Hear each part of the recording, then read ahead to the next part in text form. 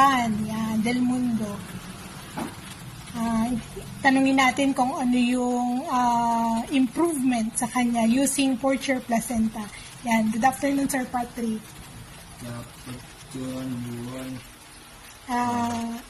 Ilan taon ka na, sir? 44. Yan. Kailan po kayo na-stroke? Last year. 2022.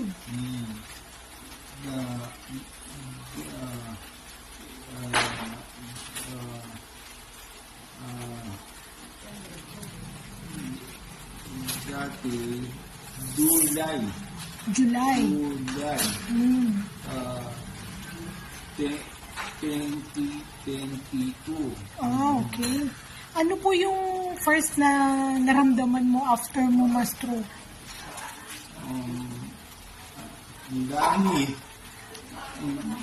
Dahil hindi ko talaga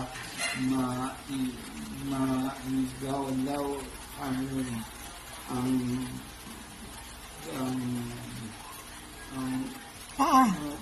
kantawan ko. Medyo hindi imposible sa akin na igalaw ang katawan ko. Okay. So, ilang buwan na kayo, sir, kung umiinom ng Porcher placenta? Mag-2 months. Yan. Ano po yung naramdaman mo nung gumagamit ka at umiinom ka na ng Porcher placenta? Bali, first, pupo, dati, constipated ako. Constipated. Yun, naiayos na. Wow! Naiayos na. Dati, saka, dito, merong defect yun. Dati,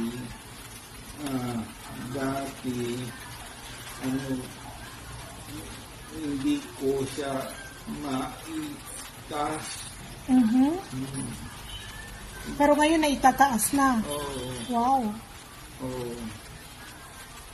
Wow! Ang galing-galing. Yan.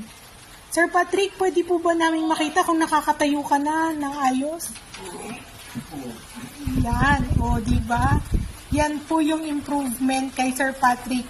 1 month pa lang siyang umiinom ng Porcher placenta pero grabe na yung naramdaman niya sa kanyang katawan na improvement.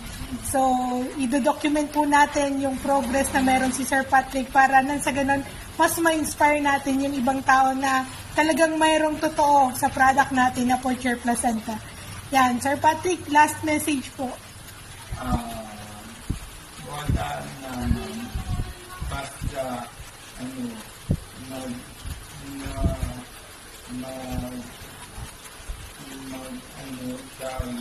magtiwala lang sa